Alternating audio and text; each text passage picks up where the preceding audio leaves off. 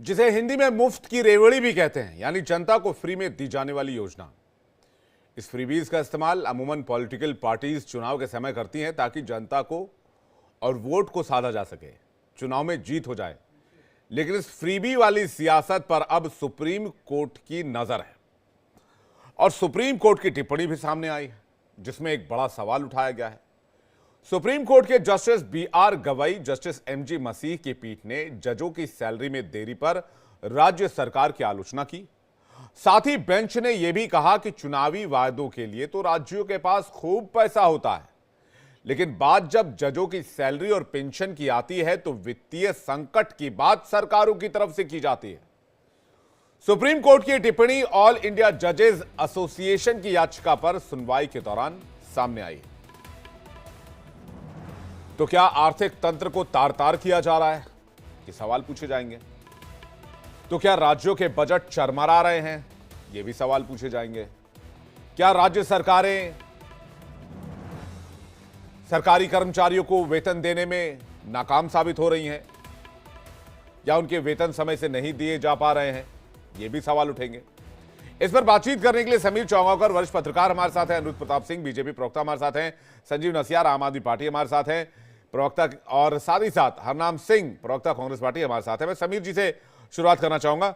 समीर जी, कहीं तो full stop लगेगा, कोई तो एक सीमा आएगी जिस दिन से रोकना पड़ेगा और कहना पड़ेगा बस अब बहुत हुआ। अब चूंकि सुप्रीम कोर्ट भी ये कह रही है कि भाई जो ओवरऑल फंक्शनिंग है वो हिट होने लगी है राज्य सरकारों की। समीर जी, देखिए, इस पर कई बार चर्चा हुई है। सुप्रीम कोर्ट इस पर चिंता जाहिर कर चुका है, चुनाव आयोग इस पर चिंता जाहिर कर चुका है कि भाई फ्री रेवड़ी जैसे कहते हैं कि फ्री बीच की जो स्कीम है और वेलफेयर स्कीम है उसके बीच कैसे इसको खत्म किया जाए, और क्यों राज्य सरकारें अपने क्षमताओं से ज्यादा जाकर घोषणाएं करती है चुनाव में सिर्फ वोट पाने के लिए। प्रधानमंत्री मोदी इस पर भी चिंता जाहिर कर चुके हैं। लेकिन देखिए, सभी राजनीतिक दल जब तक जनता को फ्री का एक ऐसा सिस्टम लगा दिया है कि उनको लगता है कि जब तक जनता को हम फ्री में नहीं देंगे, मुफ्त में, तब तक वोट नहीं मिलेगा। और आम आदमी पार्टी के संस्थापक केजरीवाल तो इसके जनक माने जाते हैं। दिल्ली में जिस तरीके से उन्होंने फ्री बिजली, फ्री पानी, सब फ्री का जो सिस्टम शुरू किया था, मुझे लग रहा है कि बाकी राजनीतिक दलों को भी इसका एक डर बैठ गया कि अगर हम फ्री में नहीं देंगे। अब महाराष्ट्र चुनाव देखिए, महाराष्ट्र चुनाव के अंदर भारतीय जनता पार्टी को घोषणा करनी पड़ी, लाडली बहना योजना को लेकर आना पड़ा। आप अगर झारखंड के चुनाव देखेंगे तो वहां पर इस तरह की योजनाएं लागू हुई। हेमंत सोरेन ने अपने राशि को बढ़ा कर दिया। छत्तीसगढ़ में अगर आप देखेंगे तो महतारी योजना भारतीय जनता पार्टी को फॉर्म भराना पड़ा। तो देखिए, सभी राजनीतिक दल फ्री की स्कीम के अंदर शामिल रहे और ये बहुत दुर्भाग्यपूर्ण है। और अभी आप दिल्ली की अगर मैं बात करूं, जहां चुनाव होने वाले, 93 के बाद से पहली बार बजट लॉस में गया है। और अभी दिल्ली सरकार ने नेशनल स्मॉल सेविंग फंड से 10,000 करोड़ रुपए का लोन मांगा है कि स्टाफ को तनख्वाह देने के लिए हमारे पास पैसा नहीं है, बाकी चीजों के लिए पैसा नहीं है, पेंशन राज्य कर्मचारियों को देने के लिए पैसे की कमी पड़ रही है, तो 10,000 करोड़ का लोन के लिए आवेदन दिया है।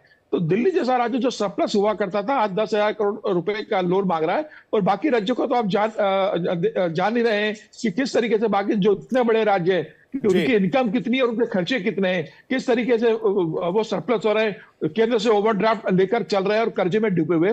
मुझे लग रहा है ये कहीं ना कहीं जाकर अब रुकना चाहिए। अगर ये नहीं रुकेगा, मुझे लगता है सुप्रीम कोर्ट इसमें स्ट्रिक्ट हो, सभी राजनीतिक दल इस मामले को लेकर कोई तय करें कि भाई अपने वोट बैंक के लिए हम अपने राज्य को बर्बादी को लेकर नहीं जा सकते। मुझे लग रहा है बहुत गंभीर समस्या है। इसे सुप्रीम कोर्ट को इसमें फौरन इंटरवीन करना चाहिए। मैं रिजर्व बैंक ऑफ इंडिया की एक रिपोर्ट को यहां कोट करना चाहूंगा सभी पैनलिस्ट के सामने और दर्शकों के सामने, 2022 में आई थी। इसका नाम है स्टेट फाइनेंस रिस्क एनालिसिस। इस रिपोर्ट में एक टर्म का इस्तेमाल किया गया, फ्रीबीज। रिपोर्ट का दावा है कि जिस प्रकार सरकारें प्रदेश में फ्रीबीज दे रही हैं उसका प्रभाव राज्यों के खजाने पर बुरी तरह पड़ रहा है। सरकारें उन कार्यों को नहीं कर पा रही हैं जिनका फायदा लॉन्ग टर्म में जनता को ही होता। ताजा उदाहरण हिमाचल प्रदेश का है, जहां प्रदेश सरकार का खजाना इस तरह खाली हुआ कि मुख्यमंत्री ने घोषणा की कि वो और उनके मंत्री और अन्य अधिकारी 2 महीने तक वेतन नहीं लेंगे। आरबीआई की रिपोर्ट में फ्रीबीज को इस स्थिति के लिए जिम्मेदार ठहराया गया है।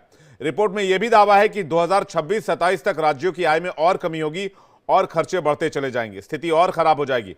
खासकर पंजाब, केरल, बंगाल और दिल्ली जैसे राज्यों में स्थिति बिगड़ सकती है। तो ये एक पूरी रिपोर्ट का मैंने आपको लबो-लुबाव बताया जल्दी से। इस पर संजीव जी आप क्या कहेंगे, आपका क्या टेक है, पार्टी का क्या टेक है? क्योंकि चौंगावकर सर कह रहे हैं कि भाई आपने ये फ्री वाला आदत लगवाया है लोगों को। विवेक जी, मैं सबसे पहले भारत सरकार से बात शुरू करता हूं। जी।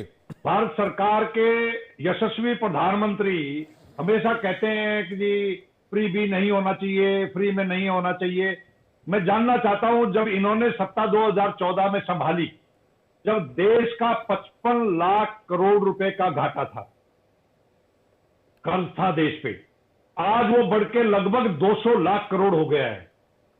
एक बच्चा जो जन्म लेता है उसके सर पे 1 लाख से ज्यादा का कर्ज हर इंडिविजुअल पे होता है।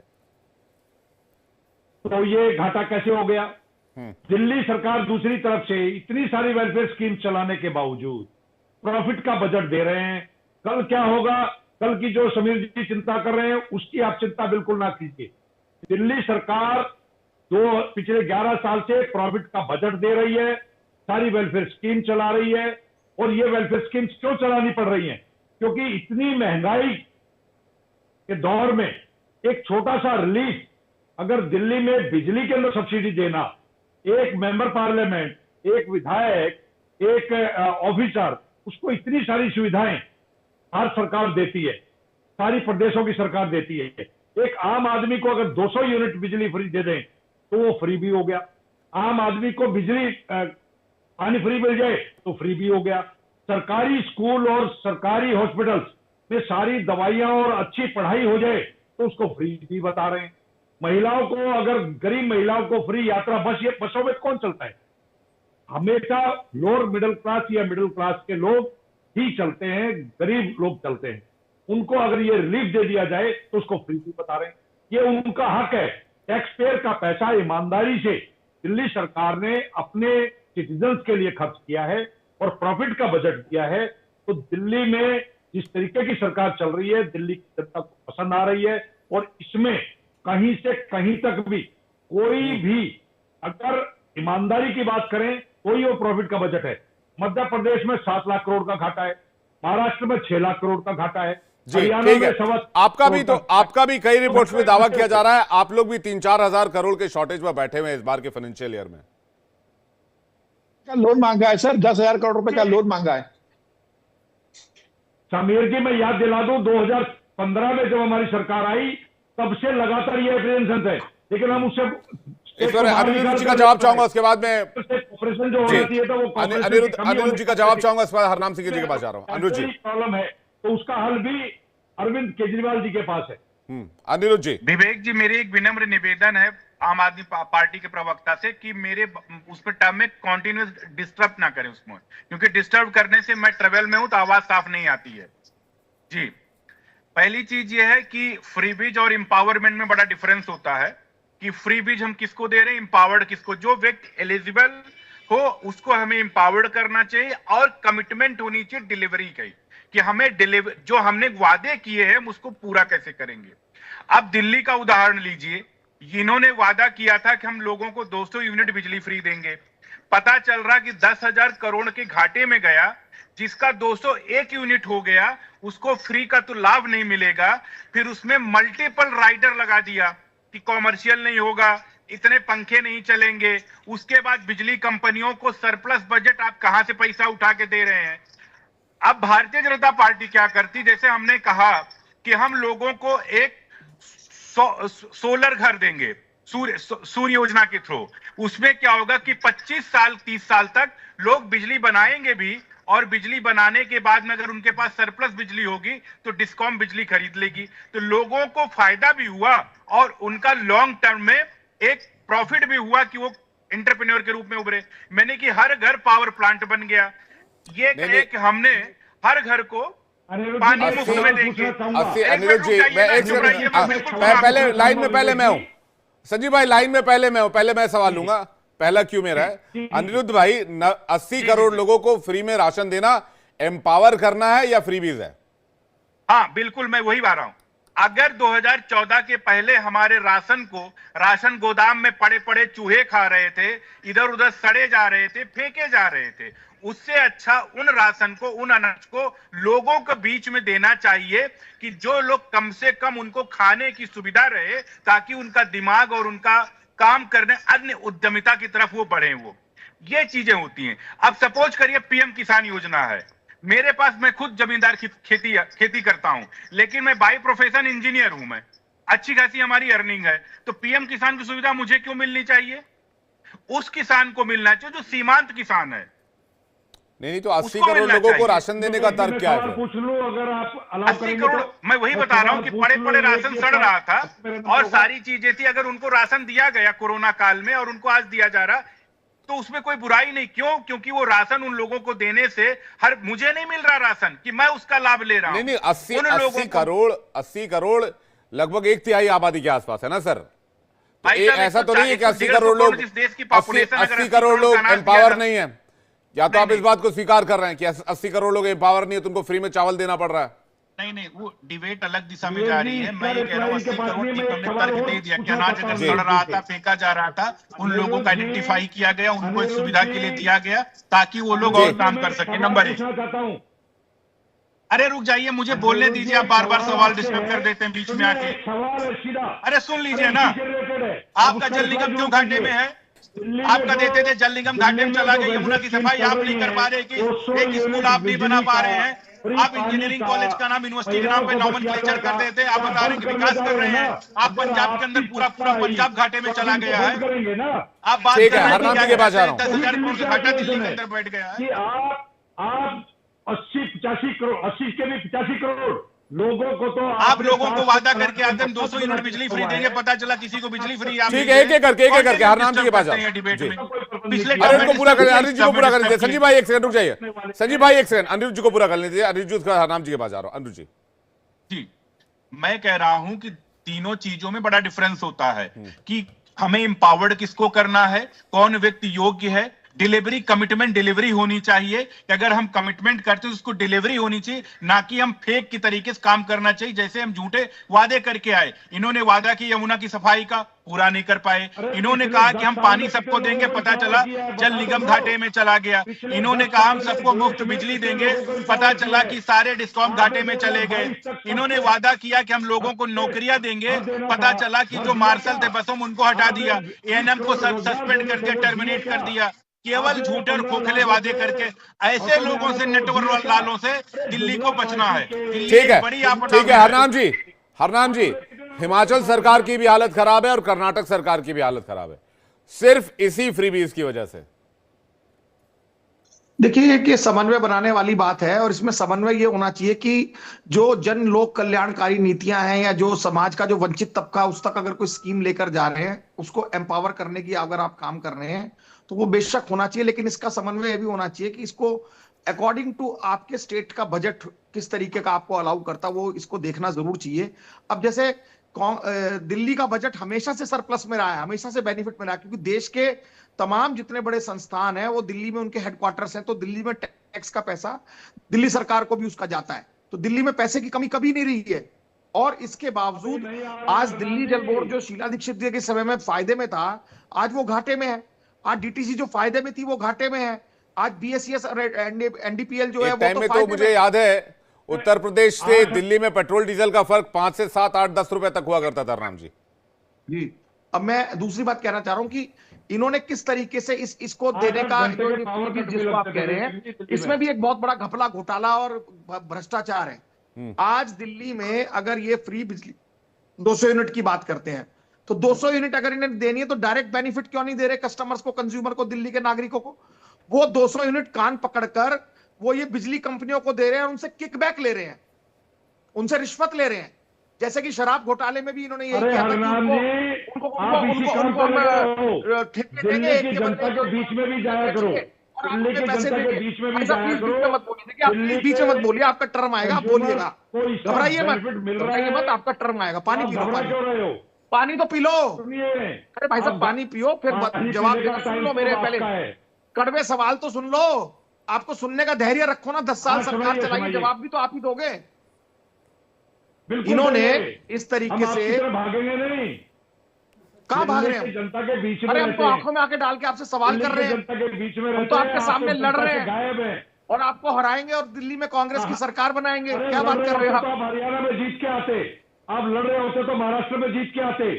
आप लड़िए आम आदमी पार्टी से, हम बीजेपी की बी टीम नहीं है। हरियाणा में जो आपने वोट कटुआ पार्टी का काम किया, आपने गोवा में वोट कटुआ पार्टी का काम किया, आपने गुजरात में वोट कटुआ पार्टी का काम किया, भारतीय जनता पार्टी, आपके नेताओं को बेल कैसे मिली है? मैं टीवी चैनल पे बताना चाह रहा हूं, अरविंद केजरीवाल को, मनीष सिसोदिया को, सत्येंद्र जैन को, संजय सिंह को, इन सब भ्रष्टाचारियों को बेल क्यों मिली? हरियाणा चुनाव से ठीक पहले, आप तो वकील हैं, इनको बेल नहीं मिल रही थी क्योंकि इतने संगीन आरोप है। हरियाणा चुनाव से पहले जानबूझ के भारतीय जनता पार्टी ने इनको बेल दी कि आप जाओ और हरियाणा में लड़ो ताकि कांग्रेस की सरकार ना बने। आपको मालूम नहीं है इसका कानून? देश के सर्वोच्च न्यायालय को उंगली उठा रहे हैं। हाँ, अरे भैया हम उठा रहे हैं। अरे भाई उठाइए उठाइए, बहुत अच्छी बात, बिल्कुल उठाएंगे। उठाइए, सबको पता है आपकी बीजेपी और आपकी न्यूरा कुश्ती आम आदमी की, आपके नेताओं को बेल क्यों मिली? ठीक चुनाव अरे से भाई साहब, पहले पर्सनल लड़ाई मत कीजिए, वापस मुद्दे पर आते हैं। हरनाम जी, मैंने कर्नाटक और हिमाचल की बात की। वो झूठा केस था, ये एस्टेब्लिश हो चुका है। कांग्रेस और भाजपा की जो मिली भक्ति थी, ठीक है, ये दोनों बिल में घुस गए। संजीव भाई, ये किसी और टॉपिक की बात है, बात फ्रीबीज पर हो रही है, फ्रीबीज पे रहना चाहिए। हरनाम जी अपनी बात पूरी कीजिए, फिर मैं समीर चौहान जी के पास जा रहा हूं। हरनाम जी, देखिए, हम तो दिल्ली में ये चाहते हैं कि दिल्ली में जो सरप्लस बजट था वो दिल्ली के इंफ्रास्ट्रक्चर पर लगना चाहिए था। दिल्ली में मेट्रो और 5वें फेज तक जानी चाहिए थी, दिल्ली में बसेस और आनी चाहिए थी, दिल्ली में फ्लाईओवर जो 100 से ज्यादा हमने बनाए थे वो ज्यादा बनने चाहिए थे, दिल्ली में यमुना सफाई होनी चाहिए थी, दिल्ली में कूड़े के पहाड़ हटने चाहिए थे, दिल्ली में जो रोडों की गड्ढों की स्थिति है वो ठीक होनी चाहिए थी, दिल्ली में अस्पताल और बढ़ने चाहिए थे, दिल्ली में कॉलेज और बढ़ने चाहिए थे, दिल्ली में यूनिवर्सिटी और बढ़नी चाहिए थी, लेकिन कुछ नहीं हुआ, कुछ नहीं हुआ। दिल्ली की आम आदमी पार्टी की सरकार ने दिल्ली की जनता को दिया है बाबा जी का टुल्लू। यही चाह रहे हैं आपको दिल्ली की जनता ने नकारा था, लेकिन सुप्रीम कोर्ट ने बड़ी इंपॉर्टेंट टिप्पणी की है। समीर चौहान जी के पास आ रहा हूं। समीर चौहान जी, इसमें सारी पार्टियां आती हैं, मैं किसी एक पार्टी विशेष के लिए नहीं कह रहा हूं। सुप्रीम कोर्ट ने सख्त टिप्पणी करते हुए कहा कि राज्य के पास उन लोगों के लिए पैसा है जो कोई काम नहीं करते, चुनाव आते ही लाडली बहना और अन्य नई योजनाएं घोषित करते हैं। दिल्ली में आए दिन कोई ना कोई पार्टी घोषणा कर रही है कि वो सत्ता में आने पर 2500 रुपए देंगे। ये चिंता वाली बात है जी। बिल्कुल विवेक, आप अगर देखो तो बहुत मतलब चिंताजनक बात है। और सभी राजनीतिक दल, जब अरविंद केजरीवाल ये कहते हैं कि भाई भारतीय जनता पार्टी आएगी तो फ्री की योजनाएं बंद कर देगी, तो प्रधानमंत्री मोदी को ये कहना पड़ता है कि आम आदमी पार्टी की कोई योजना हम बंद नहीं करेंगे। तो आप संदेश देने की कर रहे हो। कांग्रेस आज 2100 रुपए देने की बात कर रही है प्यारे दीदी की, कि प्यारे दीदी योजना लॉन्च कर देगी, 2100 रुपए देंगे। तो मुझे लगता है अरविंद केजरीवाल कहते हैं कि ऑटो वालों की बेटी की शादी पे 1 लाख रुपए देंगे, उनको साल में 2 बार ड्रेस सिलवाने के लिए हम 5000 रुपए देंगे। तो मुझे ऐसा लग रहा है कि जो सारा फ्री का जो कल्चर है, सारी पार्टियां इसमें इतनी उलझ गई है कि कोई पार्टी ये रिस्क लेने की स्थिति में नहीं है कि वो ये कह सके कि नहीं हम फ्री में कुछ नहीं देंगे, हम आपके लिए जितनी ज्यादा सुविधा हो सकती है उतनी देंगे, लेकिन फ्री में कुछ भी नहीं मिलेगा। अब ये वोट बैंक की ऐसी राजनीति में परिवर्तित हो गया है कि जो इसका विरोध करेगा उसका वोट बैंक टूटता है। और अरविंद केजरीवाल कहते हैं कि मैं रेवड़ी कल्चर पर बात करूंगा, कांग्रेस और भारतीय जनता पार्टी मेरे फ्री के कल्चर पर चुनाव लड़ के दिखा दे। तो जब इस तरह की बातें राजनीतिक दल अगर करने लगेंगे कि फ्री में देने को ही वो अपने प्रदर्शन को सबसे बेहतर प्रदर्शन मानने लगेंगे, जब भी उनसे पूछा जाएगा आपने क्या किया तो वो कह देंगे हमने फ्री में ये दिया, हमने फ्री में ये दिया। मुझे लग रहा है कि जनता को भी समझना होगा कि फ्री के मॉडल के खिलाफ बाहर निकले। जो पार्टी फ्री की वादा करे उसके खिलाफ जनता भी अगर वोट करेगी तो राजनीति रुकेंगे। फिलहाल भारत की राजनीति फ्री रेवड़ी कल्चर से मुक्त होने वाली नहीं है, यह चलता रहेगा।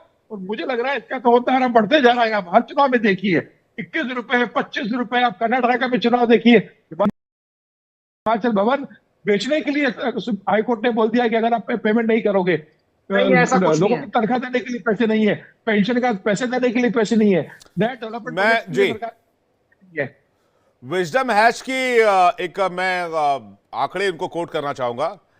वो कहते हैं कि मुफ्त की चीजें देश की अर्थव्यवस्था को नुकसान पहुंचा सकती हैं। उन्होंने बताया कि अमेरिका का कर्ज $36 ट्रिलियन का है, ब्याज चुकाने में उनकी कमाई का 22% हिस्सा जाता है, जबकि भारत का कर्ज 180 लाख करोड़ रुपए का है और उस पर ब्याज चुकाने में कमाई का 40% हिस्सा चला जाता है, जो अमेरिका से लगभग दुगना है। बावजूद इसके हम हर दिन नई योजनाओं से लगातार फ्रीबीज का ऐलान कर रहे हैं और ये देश की अर्थव्यवस्था को नुकसान पहुंचा सकता है, देश को आर्थिक संकट में डाल सकता है। समीर जी, इस पर रिएक्शन, फिर मैं अनुज जी के पास जा रहा हूं। बिल्कुल, ये समय समय पर रिपोर्ट आती रही कि जो सभी राज्यों की और देशों की इकोनॉमिक स्थिति ये फ्री बीज कल्चर के कारण कितनी खराब हो रही है। मुझे लगता है कि तमाम रिपोर्ट इस तरीके से भरी पड़ी हुई है, लेकिन मुझे लगता है कि कोई भी अगर सरकारों को आप देखेंगे तो वो इसे गंभीरता से नहीं लेती। सरकार क्या सोचती है, हम सत्ता में अभी घोषणा कर दो, 5 साल हम सत्ता में आ जाएंगे, उसके बाद देखेंगे हमें क्या करना है नहीं क्या करना है। लॉन्ग टर्म विजन के हिसाब से सरकार काम नहीं कर रही है। सरकार का एक उद्देश्य है, राजनीतिक दलों का उद्देश्य किसी भी तरीके से सत्ता में बने रहना है। जी। इसके लिए जितने भी कॉमन वादे हो सकते हैं, जितने भी फ्री बीज के वादे हो सकते हैं, जितने भी जनता को फ्री में देने की घोषणा कर सकते राजनीतिक दल करते हैं, वो सभी राजनीतिक दल इसके अंदर शामिल है। मुझे लग रहा है कि सुप्रीम कोर्ट को दखल देना चाहिए, चुनाव आयोग को दखल देना चाहिए, और भारतीय जनता पार्टी खासतौर से प्रधानमंत्री मोदी जी जिनका मुझे लगता है लकीर खींचने का वक्त आ चुका है। इस पर अनिरुद्ध जी क्या कहते हैं? प्रधानमंत्री मोदी को इस मामले में मुझे लग रहा है इंटरवीन करना चाहिए। बिल्कुल, एक लकीर खींचने का वक्त आ चुका है। अनिरुद्ध जी क्या कहेंगे आप इस पर? देखिए विवेक जी, आपकी चर्चा बड़ी सार्थक चल रही है, लेकिन आम आदमी प्रवक्ता ने उसको डिस्टर्ब करने का बार बार प्रयास किया। पहली बात तो दिल्ली की जनता को ये समझना चाहिए, हमारे अवधि में कहावत होती लकड़ सूंघा आ गया। लकड़ सूंघा होता क्या है कि एक लकड़ी लेके आता, बच्चों को सूंघाता, बहुत पहले की कहावत थी, पता नहीं था कि नहीं था। उसी तरीके से अरविंद केजरीवाल राजनीति के लकड़ सूंघा है। तो दिल्ली के लोगों को एक आपदा है, दिल्ली के लोगों को बचना चाहिए, एक बात है। दूसरी चीज, इसमें विभेद करना जरूरी है इंपावरमेंट और फ्री बीज में। कैपेक्स में हम कैसे खर्चा करेंगे और कोई चीज ओपेक्स में कैसे खर्चा होता है, ये फ्री बीज में आए। इन्होंने कहा कि हम बिजली देंगे, क्या कहते हैं, लोगों को फ्री। पता चल रहा बिजली के नहीं दे पा रहे हैं और सारे डिस्कॉम घाटे में चले गए। ये वाकई में उनको पैसा दे रहे हैं, मतलब अपना ही पैसा उठा के उनको दे रहे हैं और कह रहे हैं कि हम बिजली माफ कर रहे हैं। उसमें भी मल्टीपल राइडर लगा दिए, कॉमर्शियल हो गया, रेजिडेंशियल हो गया, इतना प्लॉट होना चाहिए, ये साइज होना चाहिए, ये पंखे होने चाहिए, ये न्यूटन, इस तरीके से कर दिया इन्होंने। ठीक। दूसरा चीज ये आई, इन्होंने कहा कि हम पानी इतने लीटर पानी माफ करेंगे। पता चला कि टैंकर माफिया खत्म होने के जगह टैंकर माफिया बढ़ गए, जल निगम घाटे में चला गया। मतलब दिल्ली के बजट के बराबर जल निगम हो गया घाटे में। दिल्ली का एनुअल बजट जितना होता है, जल निगम का घाटा उतना हो गया है। ठीक है, इस पर जल्दी से संजीव जी का एक रिएक्शन चाहेंगे। संजीव जी, क्या फ्रीबीज की वजह से ऐसा हुआ है? ये पूरी तरीके से जो इनका भाषा का स्तर है, मैं उस पर नहीं जाऊंगा। अरविंद केजरीवाल जी को लेकर ये कोई भी भाषा का इस्तेमाल करे, दिल्ली की जनता को पसंद नहीं आता है। दिल्ली की जनता के लिए जो वेलफेयर स्कीम्स अरविंद केजरीवाल जी ने चला रखी है, जो आने वाले चुनाव में अभी घोषणा हो रही है, उनके साथ भारतीय जनता पार्टी पूरी तरीके से विरोध में है। यह आपकी चर्चा से आज अनिरुद्ध ने क्लियर कर दिया है। दिल्ली की जनता अरविंद केजरीवाल जी को अपना बेटा मानती है। स्कूल के कमरों में घोटाला किया है, सड़कें बनाने में घोटाला किया है, इसी तरीके से पहला चलते ऐसा रहेंगे। मुख्यमंत्री है जो अभी जेल गया है। मदन लाल खुराना जेल नहीं गए, साहब सिंह वर्मा जेल नहीं गए, सुषमा स्वराज जेल नहीं गई, शीला दीक्षित जेल नहीं गई। केवल एक अपराधी जेल गया, उसका नाम है अरविंद केजरीवाल।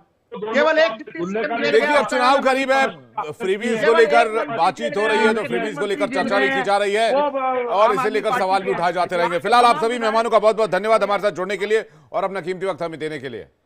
सुप्रीम कोर्ट सवाल पूछ रहा है फ्रीबीज को लेकर, रेवड़ी कल्चर को लेकर, तो क्या वक्त आ चुका है कि इस बारे में कोई बड़ा फैसला किया जाना चाहिए कि ऐसे मुफ्त के योजनाओं की वजह से देश की अर्थव्यवस्था को नुकसान होता है। और ये बात कई बड़े